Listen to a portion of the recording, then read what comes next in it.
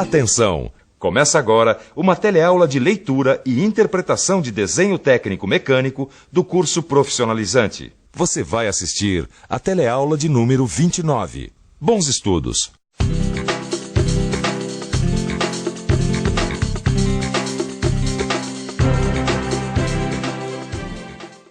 Na teleaula passada, você aprendeu o que é tolerância dimensional.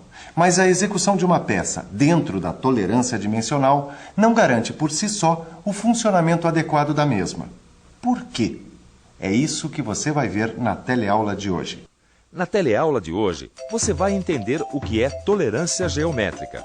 Vai aprender a reconhecer os símbolos de vários tipos de tolerância. Vai conhecer o que é tolerância de forma, posição, orientação e batimento. Por fim, vai aprender a interpretar as indicações de tolerâncias geométricas em desenhos técnicos. E agora muita atenção que a nossa teleaula está começando.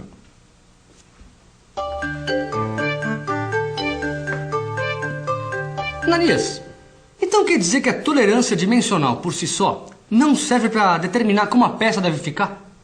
Olha, do mesmo modo como é praticamente impossível obter uma peça real com as dimensões nominais exatas, como você já sabe, também é muito difícil obter uma peça real com as formas rigorosamente idênticas às da peça que está no papel, como nesse desenho aqui que você está vendo.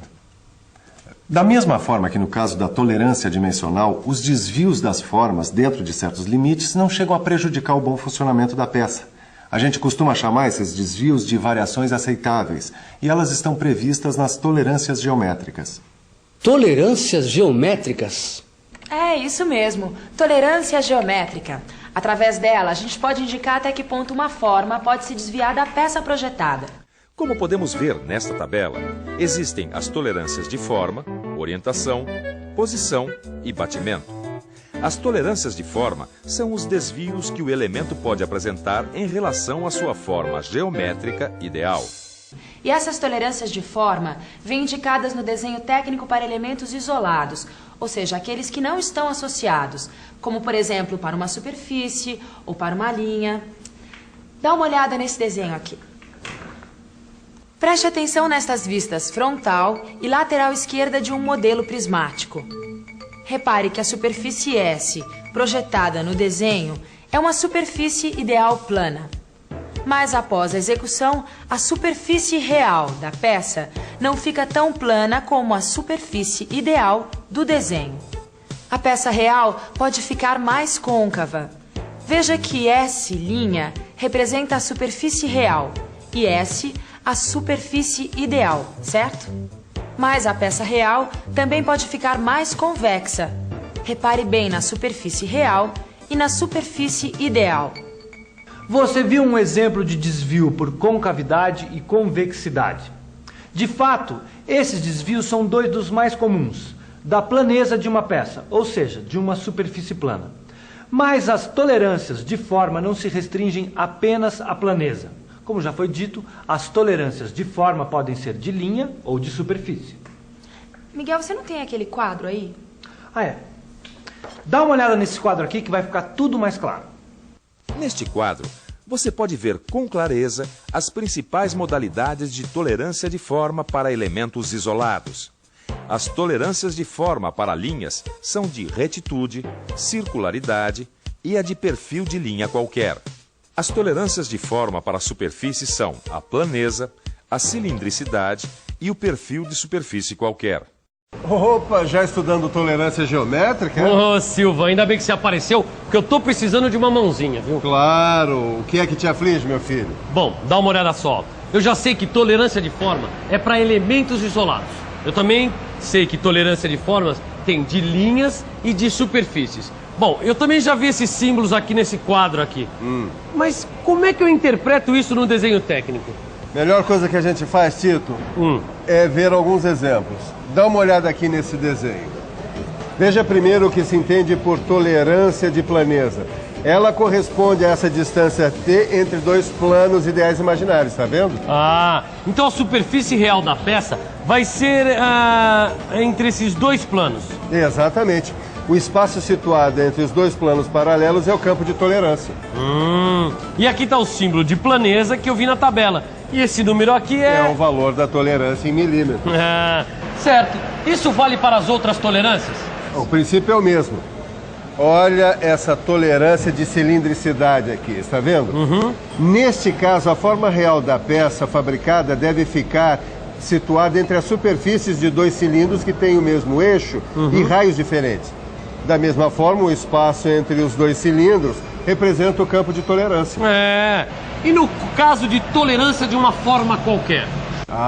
Imagine uma esfera de diâmetro T.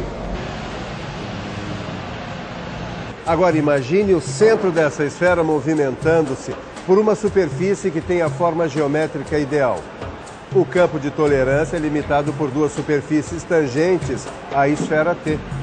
Certo. Eu já estou entendendo esse raciocínio. Essa história de forma ideal e de forma real. Bom, quer dizer então que juntando as tolerâncias de superfície e as tolerâncias de linha, eu já sei tudo sobre tolerâncias geométricas. Não, ainda não. Pode-se dizer que você sabe alguma coisa sobre tolerância de forma. Mas existe também a tolerância de posição. Tolerância de posição? Como é que é isso, tolerância de posição? Assim como a tolerância de forma serve para elementos isolados e pode ser tanto de linhas como de superfície, a tolerância de posição serve para elementos associados.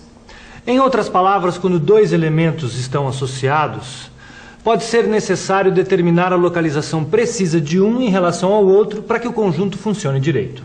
Dá só uma olhada nesse exemplo para você entender melhor. Preste atenção neste desenho técnico. Ele mostra que o corpo de diâmetro maior e o corpo de diâmetro menor são concêntricos, ou seja, possuem o mesmo centro. Agora veja como ficou a peça real. Por causa de um erro de concentricidade em sua execução, sua funcionalidade ficou totalmente afetada. Daí vem a necessidade de se determinar, em alguns casos, as tolerâncias de posição.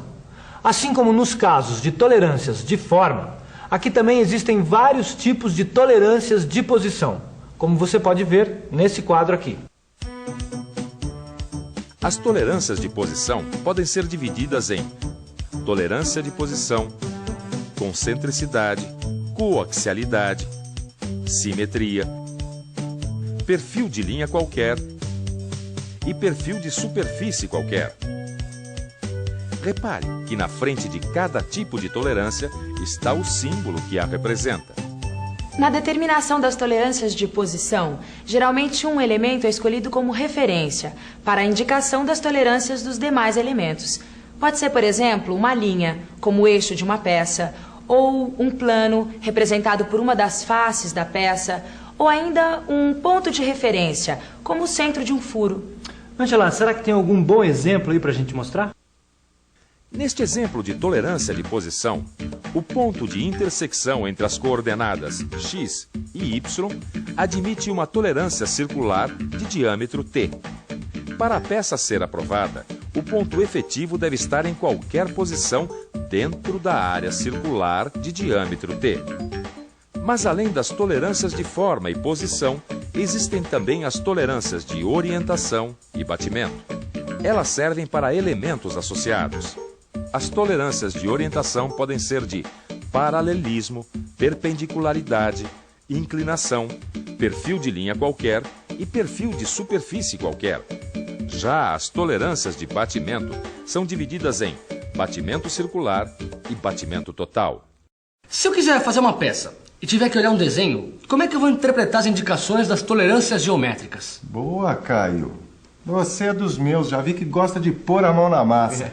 E para quem trabalha em mecânica, é muito importante saber interpretar as indicações de tolerância. Olha, e não é difícil. Dá uma olhada nesse desenho aqui, ó. Em geral, nos desenhos técnicos, as tolerâncias de forma e de posição são inscritas em quadros retangulares divididos em 2 ou 3 partes. Repare que o quadro de tolerância aparece ligado ao elemento que deseja verificar por uma linha de marcação terminada por uma seta. Olha só, a seta termina exatamente no contorno ou numa linha de prolongamento, se a tolerância é aplicada numa superfície como neste exemplo. Mas quando a tolerância é aplicada a um eixo ou a um plano médio da peça, a indicação é feita na linha auxiliar, no prolongamento da linha de cota ou ainda diretamente sobre o eixo tolerado. Os elementos de referência são indicados por uma linha que termina num triângulo cheio. A base desse triângulo é apoiada sobre o contorno do elemento ou sobre o prolongamento do contorno do elemento.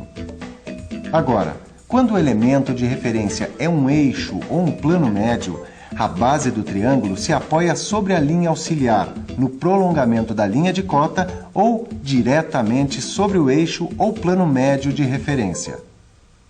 Bom, essa parte das indicações, das linhas de chamada e das setas, para mim já está claro. Agora, e dentro dos quadrados, Ananias? Como é que eu faço para interpretar o que vai dentro dos quadrados? Eu tenho certeza que com tudo que você já sabe, é capaz de entender as inscrições que estão dentro dos quadrados. Dá uma olhada nesses desenhos e veja se consegue. Vamos pensar um pouco. Vamos pensar um pouco. Vamos ver. No primeiro quadradinho tem um símbolo. É um daqueles símbolos que eu vi no quadro. Este símbolo indica tolerância de retitude. E o número do outro quadradinho indica o valor da tolerância, que é de 0,03 de milímetro. Então é isso. Num quadrado está o símbolo da tolerância e no outro o valor da tolerância. Epa, mas peraí. Já tem um símbolo antes do valor da tolerância. Só que esse símbolo eu já conheço. Ele indica que a forma correspondente é circular ou cilíndrica. É isso. Não é tão difícil de entender, ó. Mas tem um desenho aqui que, além do valor de tolerância, tem esse outro número. Deixa eu ver. Ó, está vendo, ó, tem o número 100 após o valor da tolerância. Isso acontece quando a tolerância deve ser verificada em relação a determinada extensão da peça. Aí vem essa informação no segundo quadrinho, separada do valor da tolerância por essa barra inclinada. Na verdade, esse número indica que sobre uma extensão de 100 milímetros, tomada em qualquer parte do comprimento da peça, o eixo real deve ficar entre duas paralelas, distantes entre si 1/10 de milímetro. Certo. E quando é o caso de indicação, usar 3 quadrinhos em vez de 2, ó. Que nem nesse desenho aqui, ó. Olha, tem esta letra A num terceiro quadrinho. E tem essa letra A também no desenho. Ela identifica o elemento de referência, que nesse caso é o eixo do furo horizontal. Entendi. Ela aparece para deixar bem clara a relação entre o elemento tolerado e a sua referência. Aí, garoto, mais alguma dúvida? Bom, dúvida a gente sempre tem, mas por hoje chega de informação. Que tal uma boa revisão? E atenção, se liga aí que é hora da revisão. Na teleaula de hoje, você viu que as variações aceitáveis das formas e posições dos elementos na execução da peça constituem as tolerâncias geométricas. Conheceu as diversas modalidades e símbolos para tolerâncias de forma, posição, orientação e batimento. E, por fim, aprendeu a interpretar as indicações de tolerâncias geométricas em desenhos técnicos para elementos isolados e associados. Bom, você viu que esse assunto é bastante complexo. Na teleaula de hoje, você teve apenas uma visão geral. Mas com muito estudo e prática profissional, logo logo você estará dominando esse e outros assuntos também. É mesmo. Por isso, grude no seu livro de estudos. Nele você vai poder analisar cada caso de tolerância e ficar por dentro desse tema tão fascinante. É isso mesmo. Até a próxima. Tchau.